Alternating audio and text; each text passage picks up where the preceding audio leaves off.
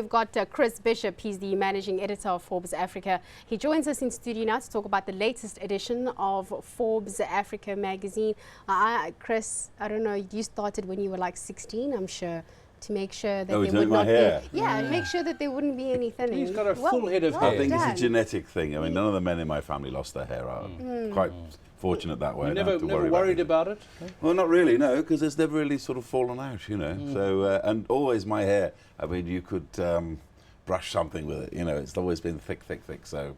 Did you put oil on your hair when you were a boy? No, not at all. I didn't put anything on my hair till I grew older. And I put a little bit of gel or the odd bit of wax. I think we're looking at a hair special for Forbes.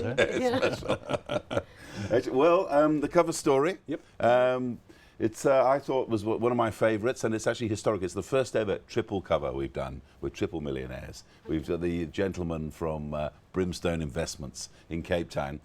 One of the watchwords for Forbes Africa is universal. Most of the people who read the magazine live in West Africa, live in East Africa. We have to have a magazine story that everyone can relate to, and I think this is one here. Basically, people who came up with an idea to invest poor people's money, or people had to walk to work, as we say in the story, and turn them into millionaires. It's one of the great stories of our time, and it's about three people. I'm hoping I'll see the cover on the screen in a minute, but it's Mushtaq Bray, Fred Robertson, and a guy called Laurie Brosin.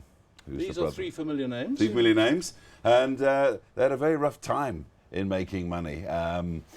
They had terrible things happening to their company. They had 2 recessions. Their share price crashed to the bottom. They were offered to be bought out, but as one of them said, if we'd done that, we'd have to run out of Cape Town because we had everybody's money.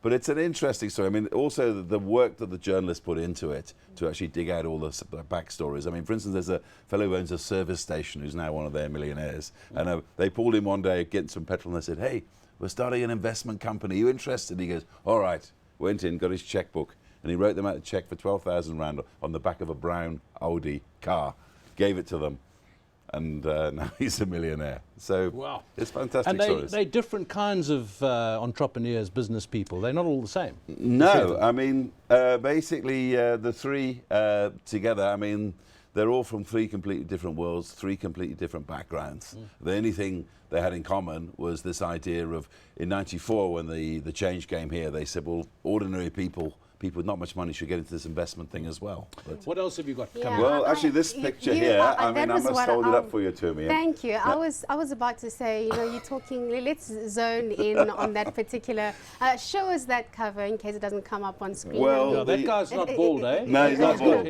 But the journalist who wrote this, who's a Zimbabwean, in fact, who lives in New York, she said, "Chris, put this in your magazine and all the women of Africa will love you." I don't know what she means, but... we do love you, Chris. There's the picture. So tell us, who is that It's Daniel Odongo. Okay. He's a rugby player from Kenya.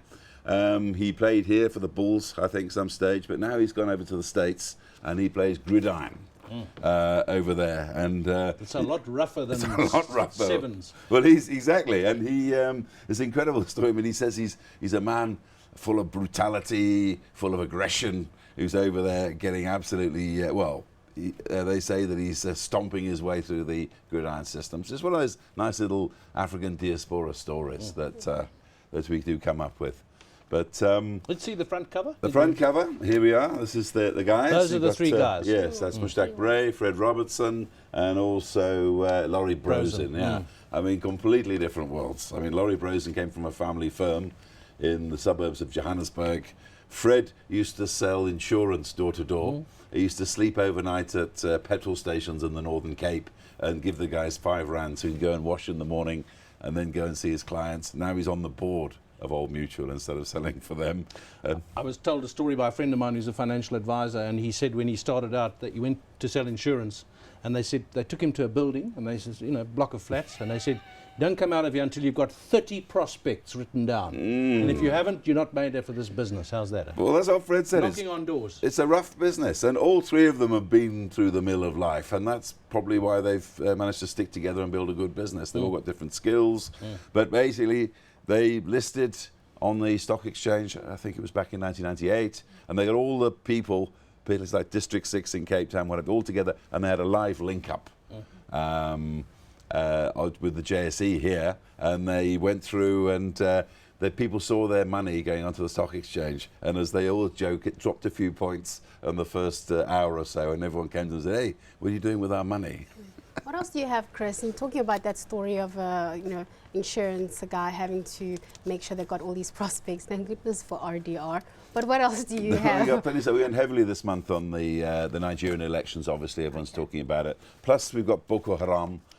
We found a journalist who lives right up in the northeast, in Yola province, who is actually there telling us how it happens, how these guys sweep in and take it over a town. And we need that. You know, I was up at our offices in Nigeria, and you just realize how big a country Nigeria is. And in Lagos, there isn't a sense of this crisis because it's far away. Well, luckily we managed to get that. I mean, we called it the people for whom hell lurks around the corner. Because the whole point is, what we don't understand from here is that suddenly scores of guys come in armoured cars, jeeps and vehicles, take over the entire place, put up a flag, and that's it. They take over. And some of the horrors that go with it, you'll find it in there. But yeah. Thank you so much, Chris. Leaving it on a note of West Africa, that was Chris Bishop, the managing editor of Forbes Africa magazine.